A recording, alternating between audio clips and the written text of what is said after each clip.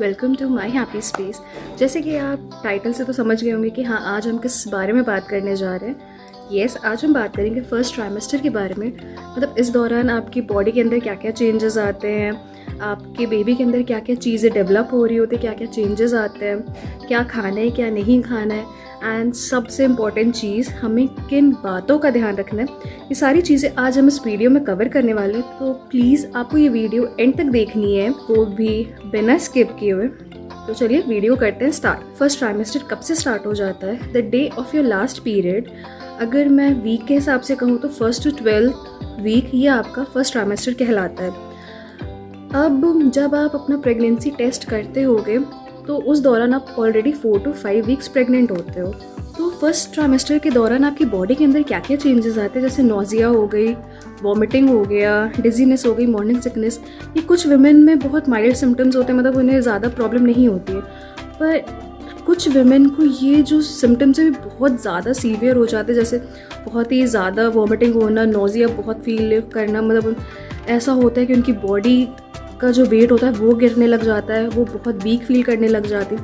अगर ऐसा कुछ है आपके साथ तो प्लीज़ इस कंडीशन को आपको इग्नोर नहीं करना है। आपको तुरंत अपने डॉक्टर को ये चीज़ बतानी है, क्योंकि अगर आप हेल्दी नहीं खाओगे, अगर आप हाइड्रेट नहीं रहोगे तो ये आपके होने वाले बेबी के लिए हार्मफुल हो सकता है। प्लीज़ आपको ये कंडीशन अगर ऐसा हो तुरंत अपने डॉक्टर से बात करनी है। नेक्स्ट चीज़ है, सिम्टम्स जो आते हैं वो है frequent urination, spotting and body temperature का बढ़ना। ये सब नॉर्मल चीज़ें हैं। जब आप प्रेगनेंसी आपकी कंफर्म हो जाती है, आपके डॉक्टर्स भी कंफर्म कर देते थे कि हाँ आप प्रेग्नेंट हो, तो वो आपको एक स्कैन देते स्टार्टिंग के कुछ वीक्स में, मतलब 1st to 12th वीक के अंदर डॉक्टर आपको एक स्कैन सजेस्ट करता है। उस स्कैन में देखा जाता है कि हाँ क्या बेबी की हार्ट बीट डेवलप हो गई है, आपका जो योग सैक है वो सही है, और उसी स्कैन में ही आपको ड्यू डेट भी दी जाती है। जैसे अद्विका के टाइम पे, मैं उस टाइम पे 6th वीक प्रेग्नेंट थी, डॉक्टर ने मुझे भी सजेस्ट किया था, तो मैं आपको दिखाती हूँ 6th वीक में आपका बेबी कैसा दिखता है। ये 6th वीक है, मैं आपको आप देख सकते हो 6th वीक है मेरा उस टाइम पे, अद्विका के टाइम पे, और बेबी भी मैं आपको दिखा देती हूँ।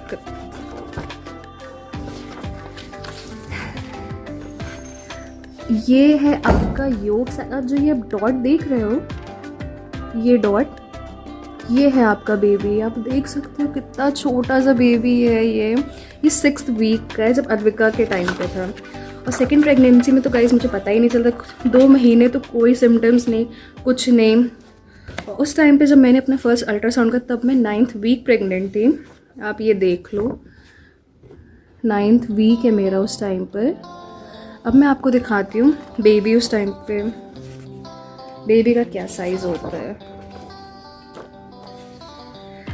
आप ये देख रहे हो, ये है आपका योग सैक, और आप बेबी देखो।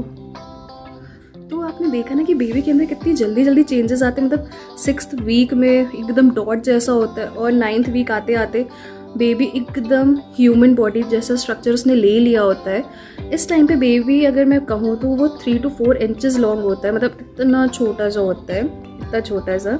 आपको भी नहीं पता चलेगा जब तक आप सेकंड ट्राइमेस्टर में नहीं आओगे। पर इस दौरान बेबी के अंदर बहुत चीज़ें डेवलप होती है, जैसे उनके ऑर्गन्स हो गए, उनके फेशियल स्ट्रक्चर हो गए, जैसे आइज़ हो गई, नोज़ हो गई, ये सब बनना स्टार्ट होते हैं। उनके छोटे छोटे आर्म्स, छोटे छोटे legs, spinal cord and brain, ये सब अभी डेवलप हो रहे होते हैं।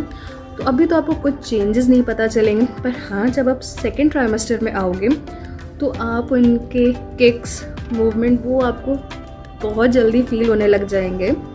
ये बात तो हो गई कि हाँ आपकी बॉडी के अंदर क्या क्या चेंजेस आते हैं, आपके बेबी के अंदर क्या क्या चेंजेस आते हैं। अब हम बात करते हैं कि हमें क्या खाना चाहिए, क्या नहीं खाना चाहिए, और हमें ऐसा क्या खाना चाहिए जिससे हम हेल्दी रहे और हमारा होने वाला बेबी भी हेल्दी रहे।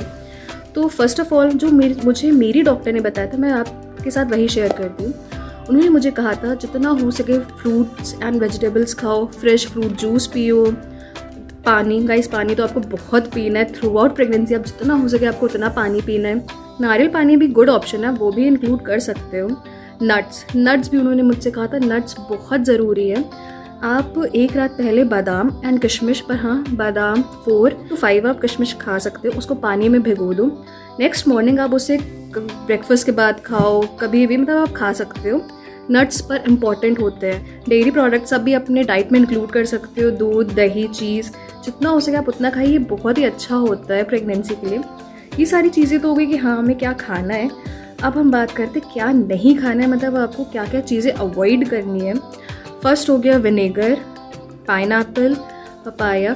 गाइस आप ये मत सोचिएगा कि मैंने विनेगर खाया था एंड पाइनएप्पल खाया तो मुझे कोई प्रॉब्लम नहीं हुई थी।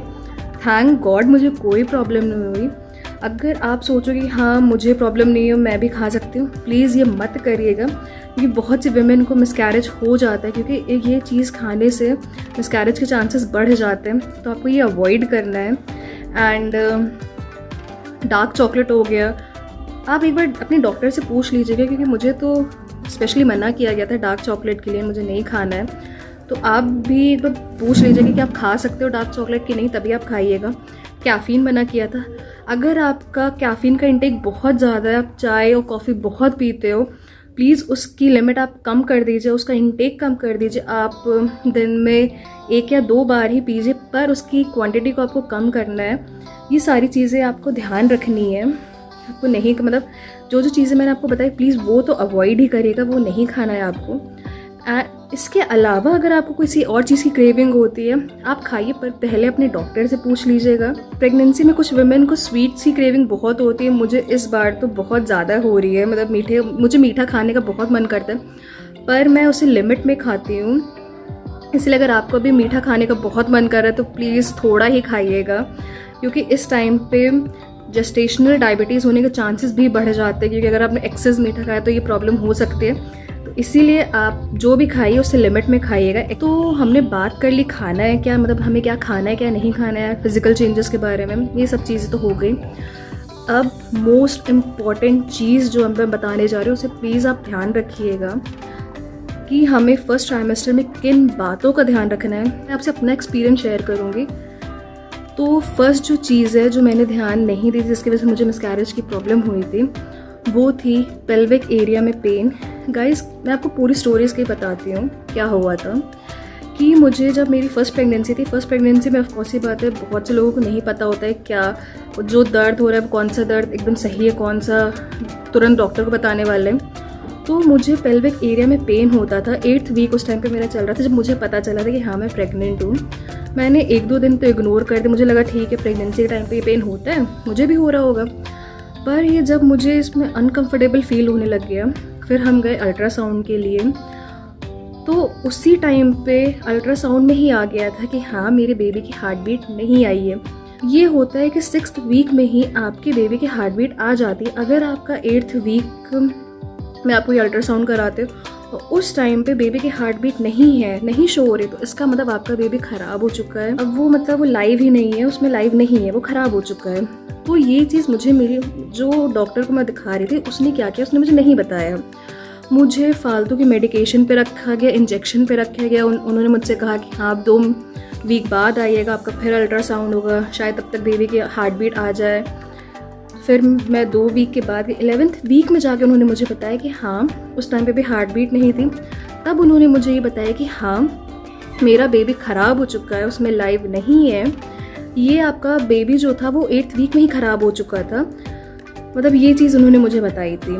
अब मुझे इस चीज़ का ज़्यादा ख़राब इसलिए लगा था, अगर आप मुझे 8th वीक में ही बता देते तो शायद मुझे वो DNC जैसी चीज़ मुझे वो फेस ना करनी पड़ती। मैं अपने बेबी से जो इतना ज़्यादा अटैच्ड हो गई थी, शायद मैं उतना ना होती, मैं संभाल लेती अपने आप को।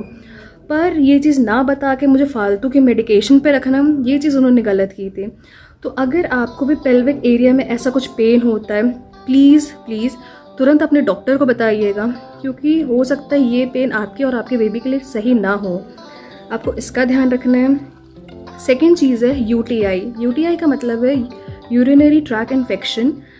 मतलब प्रेगनेंसी के टाइम पे फ्रीक्वेंट यूरिनेशन ये कॉमन चीज़ है, मुझे भी होती है, मुझे दोनों के टाइम पे हुई थी। मतलब हर 5-5, 10-10 मिनट पे मुझे वॉशरूम जाना पड़ता था। पर अगर आप जा रहे हो वॉशरूम और आपको यूरिन पास करते हुए आपको इन्फेक्शन हो रहा है, मतलब इन्फेक्शन मैं कहूँ तो अगर इचनेस फील हो रही है या फिर बर्निंग सेंसेशन फील हो रहा है, ये आपको कंडीशन अवॉइड नहीं करनी है। ये चीज़ अपने डॉक्टर को तुरंत बतानी है आपको। ये कंडीशन भी सही नहीं होती प्रेगनेंसी में।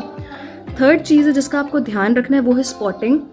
गाइस स्पॉटिंग भी कॉमन सिम्टम है, प्रेगनेंसी में ये होता है। पर अगर जैसे ये स्पॉटिंग जो है वो सिर्फ मतलब फर्स्ट 2 डेज ही रहती है, ज़्यादा नहीं, और बहुत लाइट स्पॉटिंग होती है। पर अगर आपको स्पॉटिंग से ज़्यादा कुछ लग रहा है, मतलब प्रॉपर ब्लीडिंग जैसा या फिर ब्लड क्लॉट आपको दिख रहा है, तो तुरंत ज़रा सा भी वेट नहीं करना है, आपको तुरंत अपने डॉक्टर को ये चीज़ बतानी। ये चीज़ भी एकदम नॉर्मल नहीं ले सकते हो, ये सीरियस कंडीशन है। ये जो तीनों चीज़ें मैंने आपको बताई है, आप इसे इग्नोर नहीं कर सकते, ये सीरियस कंडीशंस में आती हैं। अदर देन दैट आपको 3 महीने कुछ भी भारी सामान नहीं उठाना है, और मतलब एग्जर्शन तो बिल्कुल नहीं लगना चाहिए। एग्जर्शन मैं कहूँ तो झटका, आपका ऐसा कोई काम नहीं करना जिससे आपको झटका लगे, आपको इसका ध्यान रखना है। और आप अगर हेल्दी रहना चाहते हो तो आप एक्सरसाइज करो, पर लाइट एक्सरसाइज जैसे स्ट्रेचिंग हो गया, ब्रीदिंग एक्सरसाइज हो गया, एंड योगा हो गया, स्विमिंग हो गया, ये लाइट एक्सरसाइज में आती हैं, ये आप कर सकते हो। तो अगर आप वर्किंग वुमेन है और आपको नोजिया एंड वॉमिटिंग बहुत फील हो रहा है, तो मैं आपको यही सजेस्ट करूँगी, प्लीज़ आप फर्स्ट, जब तक आपका फर्स्ट ट्राइमेस्टर है तब तक आप हो सके तो वर्क को थोड़ा सा साइड में कर दीजिए, क्योंकि इस टाइम पे आपकी हेल्थ बहुत इंपॉर्टेंट रखती है एज़ कम्पेयर टू आपका जो वर्क है। जब आप सेकेंड ट्राइमेस्टर में जाओ, अगर आप बेटर फील करने लगे तो आप भले ही अपना काम कंटिन्यू कर सकते हो, पर तब तक मैं आपको यही कहूँगी कि प्लीज़ उस टाइम तक, जब तक आपको बहुत ये प्रॉब्लम हो रही है, मतलब सीवियर है आपकी ये प्रॉब्लम, तब तक वर्क को थोड़ा सा साइड में आप कर दो। जो लास्ट चीज़ है जो आपको ध्यान रखनी है वो है एक अच्छा गायनेकोलॉजिस्ट, क्योंकि गाइस जो आपकी पूरी प्रेगनेंसी है वो आपके डॉक्टर पे ही डिपेंड करती है। अगर आपका डॉक्टर काम है, फ्रेंडली है, वो आपकी हर सिचुएशन को बहुत ही कामली सुनता है, आपको सजेशंस भी देता है कि हाँ आपको क्या करना है क्या नहीं करना है, जो भी आपके डाउट्स होते हैं आपको अच्छे से क्लियर करता है, तो आपको वही डॉक्टर चूज़ करना चाहिए, जैसे कि मैंने किया था। मैंने अपने फर्स्ट प्रेगनेंसी से एक्सपीरियंस ले लिया कि हाँ मुझे कैसा डॉक्टर चाहिए। जो अद्विका के टाइम पे डॉक्टर जिसको मैंने कंसल्ट किया था, और सेकेंड प्रेगनेंसी में भी जिससे मैं कंसल्ट कर रही हूँ, वो है डॉक्टर मंजू वाही। अगर आप लखनऊ में ही रहते तो आप गूगल पे सर्च करना डॉक्टर मंजू वाही ग्रीन मेडिकल। गाइस ये बहुत अच्छी डॉक्टर है, लिटरली बहुत अच्छी डॉक्टर है। इन्होंने मेरा डीएनसी किया था, क्योंकि मैंने बहुत लोग को डीएनसी के एक्सपीरियंस सुना है उनसे, मैं मतलब वो अपनी शेयर करते थे, मैं यूट्यूब पे भी देखती थी, एंड मेरे कुछ जानने वाले थे जिनका डीएनसी हुआ था, और गाइस उनका इतना हॉरेबल एक्सपीरियंस था कि जब मैंने सुना था कि हाँ मेरी डीएनसी होने वाली है, मैं बहुत डर गई थी। पर थैंकफुली उन्होंने, मतलब डॉक्टर मंजू वाही ने मेरा किया था, तो एज सच मुझे कोई दिक्कत नहीं आई थी। अद्विका भी उन्हीं के हॉस्पिटल में हुई है, और मेरा ऑपरेशन हुआ था। ऑपरेशन में भी मतलब ऑपरेशन जब किसी का होता है तो उसके बाद भी लोगों को दिक्कत आती है, मतलब वो 3-4 दिन तक बेड से नहीं उठ पाते, पर मेरे साथ ऐसा कुछ नहीं था। मैं फर्स्ट डे मुझे पेन था, मैं नहीं, मतलब इवन मैं करवट नहीं बदल पाती थी। फर्स्ट डे होता है सबको पेन, पर सेकेंड थर्ड डे मतलब मैं आराम से करवट ले पा रही थी, मैं वॉक कर रही थी, मतलब जो भी मुझे दिखता था वो कह ही नहीं सकता था कि हाँ मेरा ऑपरेशन हुआ है। एक बहुत अच्छा डॉक्टर आप अपने प्रेगनेंसी के लिए चूज़ करना, क्योंकि वो बहुत ही इंपॉर्टेंट होता है। अगर आपका डॉक्टर अच्छा होगा तो आपकी प्रेगनेंसी भी बहुत अच्छी होगी। तो ये सारी चीज़ें हैं जो आपको ध्यान में रखनी है। अदर देन दैट आपको अपनी प्रेगनेंसी जितना हो सके उतनी एंजॉय करनी है, आपको स्ट्रेस बिल्कुल नहीं लेना है, जितना हो सके आप उतना खुश रहिए। मतलब म्यूज़िक सुनिए, आप वो भी सुन सकते हो, मतलब भजन सुनिए, भगवत गीता, ये बहुत अच्छा ऑप्शन है, भगवत गीता भी आप सुन सकते हो। यही थी सारी चीज़ें जो फर्स्ट ट्राइमेस्टर में आपको ध्यान देनी है। अगर आपके मन में कोई डाउट है या कुछ आपको पूछना है, प्लीज़ मुझे कमेंट सेक्शन में ज़रूर बताना, मैं आपको उसका आंसर भी दूंगी। कैसी लगी आपको ये वीडियो? अगर अच्छी लगी तो प्लीज़ इसे लाइक कर देना। अगर मेरे चैनल पे भी नहीं हो तो मेरे चैनल को ज़रूर सब्सक्राइब कर देना।